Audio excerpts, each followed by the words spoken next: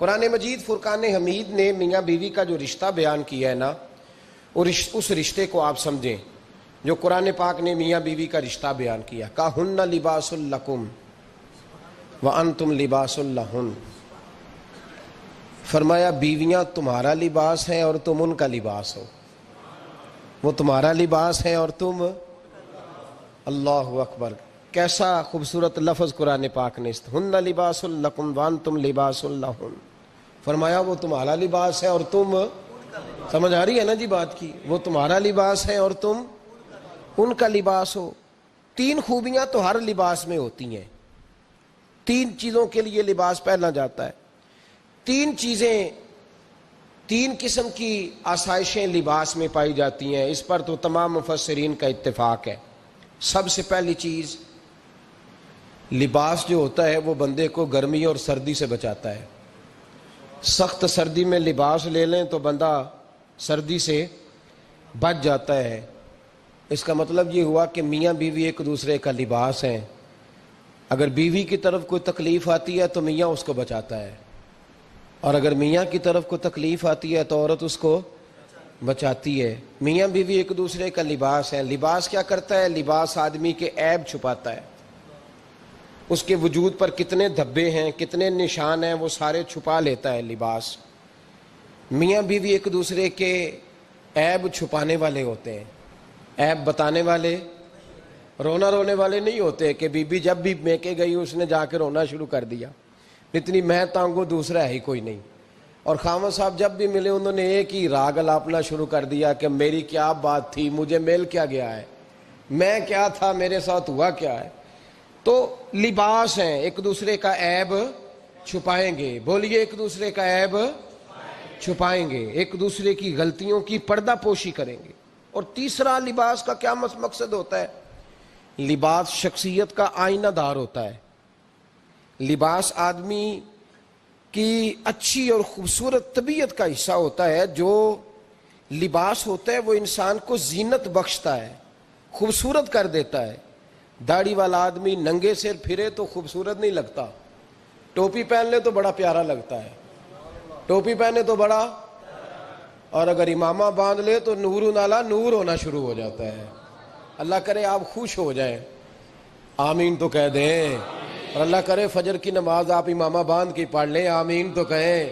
چلو کونی جنہ دی داڑھی نہیں انہوں نے رکھنی چاہیے دیئے، جنہ دی نہیں ہونا نو، موضوع نہیں تھا پر ہماری بھی مجبوری ہے، داڑھی آئی جاتی ہے ہر موضوع میں شامل ہو جاتی، رکھنی چاہیے۔ سب یاد رکھیں، لباس آدمی کو زینت دیتا ہے۔ قرآن مجید کے لفظوں پہ غور کرو، اگر تو شادی کے بعد بیوی کے آنے کی وجہ سے خامد کو سکون نہیں ملا تو اس کا مطلب ہے اس نے گھر کو زینت نہیں دی، اور اگر شادی کے بعد اس بچی کو تحفظ نہیں ملا، اس کو اپنے گھر کے اندر سکون نہیں ملا تو اس کا مطلب ہے خامد نے اسے زینت، اس لباس نے زینت نہیں دی۔ میاں بیوی ایک دوسرے کا لباس ہے، اس مقدس رشتے کو اسلام نے باندھا اور لباس کہہ کے باندھا۔ میرے رسول کریم علیہ الصلوۃ والسلام نے پہلے تو خارجی لوگوں کو منع کیا ہے۔ میری ذاتی رائے یہ ہے کہ میاں بیوی کی ذاتی لڑائی کوئی بھی نہیں ہوتی، ذاتی لڑائی، میری باتوں کی سمجھ تو آ رہی ہے نا آپ دوستوں؟ کوئی نہیں آ رہی؟ اللہ جزا دے آپ۔ میاں بیوی کی ذاتی لڑائی کوئی نہیں ہوتی، ہوتا پتہ کیا ہے؟ لڑکے سے پوچھیں کہ بتائیں جناب کیا حال ہے تو کہتے ہیں بیوی میری صحیح ہے، اس کے گھر والے نہیں صحیح۔ سنا ہے آپ نے بھی کبھی یہ لفظ؟ تو اسی طریقے سے اگر لڑکی سے پوچھیں کہ تیرا کیا حال ہے تو کہتی ہے خامن تو میرا دھیان رکھتا ہے، اس کی اماں نہیں خیال رکھنے دیتی۔ تو لڑائی جو ہوتی ہے وہ تیسرے آدمی کی وجہ سے ہوتی ہے۔ تیری اماں آئی تھی تو اس طرح کہہ گئی، تو تیرا بھائی آ گیا تھا تو وہ یہ کہہ گیا، تیسرے فرد کی وجہ سے۔ میرے نبی کریم علیہ الصلوۃ والسلام نے تیسرے بندے کو سمجھایا ہے، تیسرے فرد کو حضور نے سمجھایا ہے۔ نبی پاک علیہ الصلوۃ والسلام نے فرمایا خبردار، ماں، بھائی، بیٹا، باپ سارے لحاظ کریں، بسنے دیں میاں بیوی کو۔ اگر شادی کر دیا تو ان کو سکون سے رہنے دو۔ تم دو جملے کہہ کے چلے گئے، کوئی عیب نکال کے جو چھپا ہوا تھا خاوند کی نظر میں وہ نکال کے بتا دیا کہ تیری بیوی یہ کام بھی کرتی ہے، اب تم تو ہٹ گئے وہ بات کہہ کے، اب انہوں نے اکٹھے رہنا ہے، ان کی زندگی مصیبت کا شکار ہو گئی، آزمائش میں آ گئے وہ دونوں، ساری زندگی کڑتے رہے، ایک عیب نکال کے لڑکی کے گھر والے لڑکے کا اسے بتا کے چلے گئے تیرے خامد میں یہ عیب پایا جاتا ہے، وہ ساری زندگی کڑتے رہیں گے، تکلیف میں رہیں گے، انہوں نے تو اکٹھے رہنا ہے۔ بتانے والا چلا گیا، میرے رسول کریم صلی اللہ علیہ وسلم فرماتے ہیں لعنتی ہے وہ شخص، لعنتی ہے وہ شخص۔ یا رسول اللہ کون سا؟ فرمایا جو بیوی کو مرد کے خلاف اکساتا ہے اور مرد کو بیوی کے خلاف اکساتا ہے، وہ لعنتی ہے، ملعون ہے، رحمت الہی سے دور ہے وہ شخص۔ انہیں قریب کرنے کی کوشش کر، تو ان کے اندر محبت پیدا کرنے کی کوشش کر۔ میرے نبی کریم علیہ الصلوۃ والسلام نے جب حضرت سیدہ فاطمہ الزہرا رضی اللہ تعالی عنہا اور جناب سیدنا علی المرتضیٰ رضی اللہ تعالی عنہ کی شادی کی، تو نبی پاک نے دونوں کے سر جوڑے اور دونوں کے درمیان محبت کی دعا فرمائی، دونوں کے درمیان محبت کی دعا فرمائی، اور نبی پاک صلی اللہ علیہ وسلم حضرت فاطمہ کے سامنے جناب علی کے فضائل بیان فرماتے، اور جناب علی آتے تو نبی پاک فرماتے فاطمہ تو میرے وجود کا حصہ ہے، وہ تو میرے جگر کا ٹکڑا ہے۔ تو ان دونوں کے درمیان الفت پیدا، یہ سب سے پہلے تو خارجی لوگ اس بات کا خیال کریں، سب سے پہلے تو خارجی لوگ خیال کریں، توجہ دیں کہ ان کو بکھرنے سے بچائیں۔ اب میاں بیوی بھی سمجھ لیں کہ ہماری ذمہ داریاں کیا ہیں۔ مسند امام احمد بن حنبل میں حضرت ابو درداء رضی اللہ تعالیٰ عنہ سے حدیث مروی ہے، نبی کریم صلی اللہ علیہ وسلم کی بارگاہ میں ایک خاتون نے آ کے عرض کیا یا رسول اللہ صلی اللہ علیہ وسلم مجھے بتلائیے خاوند کا حق کیا ہے۔ یہ جو حدیث سنانے لگا ہوں نا، یہ بیٹی کو سنانی ہے، جا کے یہ ٹیلی فون کر کے بہن کو سنانی ہے، صرف بیوی کو سنانے کی نہیں ہوتی یہ چیزیں۔ یہ حدیث بیٹی کو سمجھائیں، بہن کو سمجھائیں، ان لوگوں کو سمجھائیں، تاکہ اور یہ یاد رکھیں خاوند کے حقوق اگر بچی کے گھر والے اسے سکھائیں نا تو اس کی سمجھ میں جلدی آ جائیں گے، اور بیوی کے حقوق اگر خاوند کے گھر والے اس کو سمجھائیں تو اس کی سمجھ میں بات جلدی آئے گی، وہ خیر خواہ سمجھتے ہیں اپنے رشتہ داروں۔ یہ والی حدیثیں ان لوگوں کو سنانی چاہیے جن لوگوں کا بچہ ہے یا بچی ہے، متعلقہ آدمی حقوق بیان کرے۔ جب متبادل چیز کسی کے سامنے آتی ہے تو وہ کئی دفعہ سمجھتے ہیں کہ خلوص اس میں پورا نہیں پایا جاتا۔ حضرت ابو درداء رضی اللہ تعالیٰ عنہ فرماتے ہیں ایک خاتون حضور کی بارگاہ میں آئی، عرض کرنے لگی یا رسول اللہ صلی اللہ علیہ وسلم میں نکاح کرنا چاہتی ہوں، شادی کرنا چاہتی ہوں، مجھے بتلائیے خاوند کا حق کیا ہے، اگر تو میں ادا کر سکتی ہوں تو میں نکاح کروں، ورنہ میں اس کام سے بچوں۔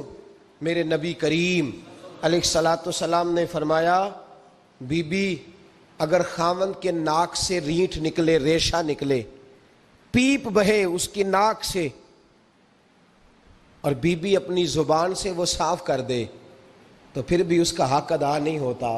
حضرت ابو درداء کہتے ہیں آنکھ کھول کے اس عورت نے دیکھا تو میرے نبی پاک نے اگلے جملے ارشاد فرمائے، حضور نے فرمایا تو ان باتوں میں حیرت کر رہی ہے، میں اگر خدا کے علاوہ کسی کو سجدے کا حکم دیتا تو میں عورت کو کہتا اپنے خاوند کو سجدہ کرے، میں اس کو کہتا یہ کام کرے۔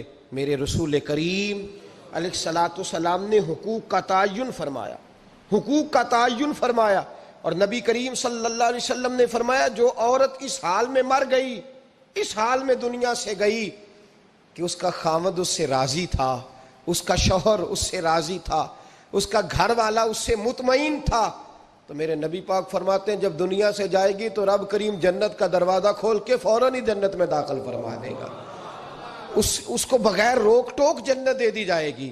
شرط یہ ہے کہ وہ جب دنیا سے جائے تو اس حال میں جائے کہ اس کا خاوند اس سے شکوے نہ کرتی پھرے، شکایتیں نہ کرتی پھرے، شکایتیں نہ کرے۔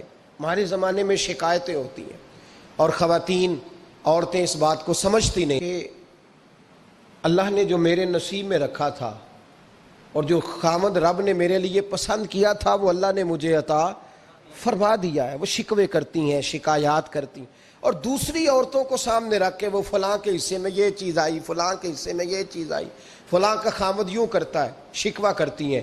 میرے رسول پاک علیہ السلام نے فرمایا عورتیں کثرت سے جہنم میں جائیں گی، کثرت سے۔ تو ایک صحابی رو پڑے، ایک حدیث میں لفظ یہ ہے رو پڑے.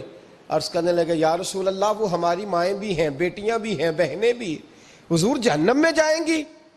نبی پاک صلی اللہ علیہ وسلم نے فرمایا ایک تو وہ عیب جوئی کرتی ہیں, غیبتیں کرتی ہیں, دوسرا رب کا شکر ادا نہیں کرتی, اور تیسرا فرمایا اپنے خاوند کا بھی شکریہ ادا نہیں کرتی, بات بات پہ ناشکری کرتی ہیں, بات بات پہ ناشکری کرتی, اس سبب سے جہنم میں جائیں گے.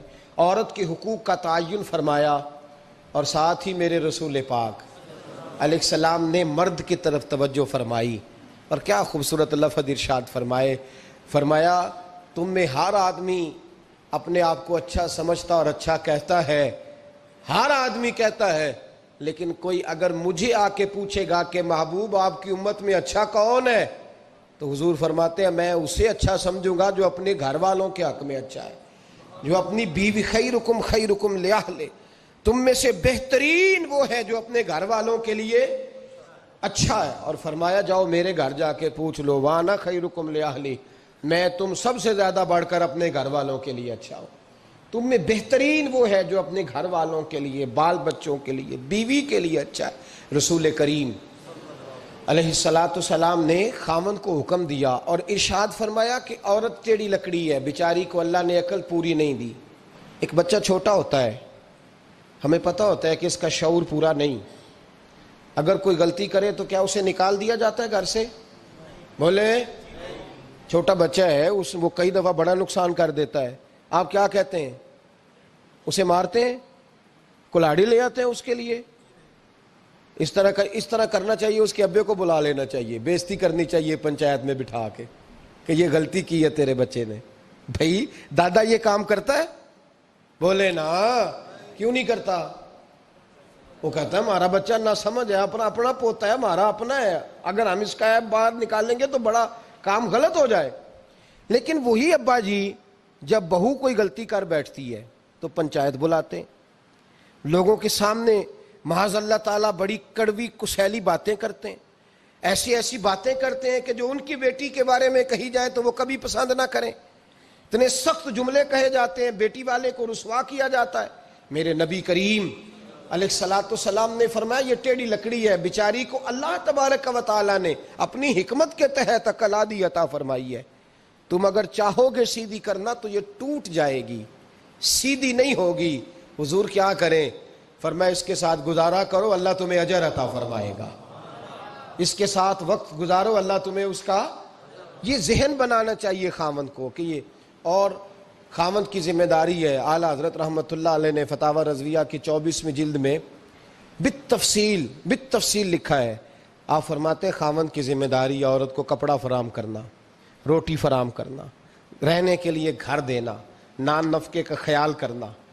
اور آپ فرماتے ہیں اگر وہ مطالبہ کرے تو ہفتے میں ایک دن اس کے ماں باپ سے ملانے بھی لے جا سکتا ہے. ہفتے میں, جی کوئی نہیں بول دے تسی, ہفتے نہیں, یہ نہیں صحیح لفظ, ہر ہفتے اے سوکھ ہے. کدوں ملان کھڑنا ہے؟ پاویں نہ بولو, گل جڑی سچی ہو تو سچی ہے. ملان کدوں لے جانا ہے؟ اچھا اپنی اماں نو روز ملتا ہے سویرے شام, تو وہ کہندی مینوں بھی اماں نو ملا لیا, تو کہندا روز نہیں جائیدا, تو تم بھی نہ ملا اپنی اماں نو روز بھائی. لیکن اعلیٰ حضرت فرماتے ہیں ہفتے میں ایک دفعہ ماں باپ سے بولے. بیٹی کا پیار ماں باپ سے زیادہ ہوتا ہے کہ بیٹے کا؟ تو سارے نو پتا ہے, یعنی تسی گھٹ کر دیو نا تاں بیٹی دا نام لیا جے. صحیح بات کر رہا ہوں؟ تو جس کا پیار زیادہ ہے اس کو روک دیا, کہتے نہیں روز نہیں جائیدا, سال بعد جائیں. بلکہ ان تے اللہ خیر کرے, اللہ پاک فضل کرے, داماد صاحب کی عزت ہی نہیں نہ ہوتی, اس کو آنکھوں پہ بھی اٹھائے تو کہتے تیرے گھر دے میری عزت نہیں کرتے. پتہ نہیں ہن تو عزت بھائیا کیڑی شے دا نام رکھیا ہے, وہ کیڑی ہے جڑی تینوں چاہیے, اللہ ہی بہتر جانتا ہے. عزت نہیں کرتے تو لہذا میرا پروٹوکول نہیں, پھول لے کے کھڑے نہیں ہوتے گلی میں, وہ باہر نہیں نکلتے, وہ اشتہار نہیں چھاپتے کہ داماد صاحب آ رہے ہیں. اور ویسے بھی میں کہاں جاؤں, مطلب یہ کہ چپس بھی نہیں ہے, انہوں نے سنگ مرمر بھی نہیں لگوایا ہوا, تو میں کیسے جاؤں, میری شان کے خلاف. اعلیٰ حضرت فرماتے ہیں ہر ہفتے وہ بیٹی جو ہے, تو بیٹیاں ہوتی ہیں. اور یہ تو اس دن پتہ چلتا ہے نا جب اپنی بیٹی بندہ ڈولی میں ڈالتا ہے, پھر پتہ چلتا ہے کہ دل کرتا ہے ہر ہفتے اس کو ملنے کو, دل کرتا ہے کہ وہ آئے, چہرہ دکھائے, ایک دفعہ مل جائے, ہر ہفتے اس کو ملوانے لے کے جائے، اس کی غلطیاں معاف کرے، اس کے عیبوں پہ پردہ ڈالے، اس کی کوتاہیوں کا خیال کرے، اس سے درگزر کرے۔ میرے نبی کریم صلی اللہ علیہ وسلم نے فرمایا میں اپنی امت کو حکم دیتا ہوں کہ اپنی بیوی سے بغض نہ پالنا، بغض نہ پیدا کرنا، کوئی غلطی کرے تو بغض نہ پیدا کرنا، بغض نہ رکھ لینا سینے میں کہ تو ہے ہی ایسی، تو ہے ہی، بغض نہ پالنا۔ اور کیا خوبصورت لفظ ہیں حضرت خدیجۃ الکبریٰ کے سرتاج کے، اور کیا لفظ ہیں جناب سیدہ آمنہ کے لال کے۔ میرے نبی پاک فرمانے لگے اگر تمہیں اپنی بیوی کی کوئی عادت ناپسند ہے تو غور کر لو، ڈھونڈ لو، اس میں ایسی بھی عادت تمہیں ضرور مل جائے گی جو تمہیں بڑی پسند ہوگی۔ ڈھونڈ لو، غور کر لو، مل جائے گی، کوئی ایسی بھی مل جائے گی جو تمہیں بڑی پسند ہوگی، وہ بھی تمہیں مل جائے گی۔ ڈھونڈو تو صحیح، تلاش تو کرو، بغض کی اینک نہ لگانا، بغض کی اینک لگا کے دیکھو گے تو کچھ نہیں ملے گا۔ نبی رحمت سید عالم صلی اللہ علیہ وسلم، پہلی بات یہ ہے کہ اللہ کے حبیب نے تعین فرمایا، اور پھر عملی طور پر حضور نے وہ چیزیں کر کے دکھائیں۔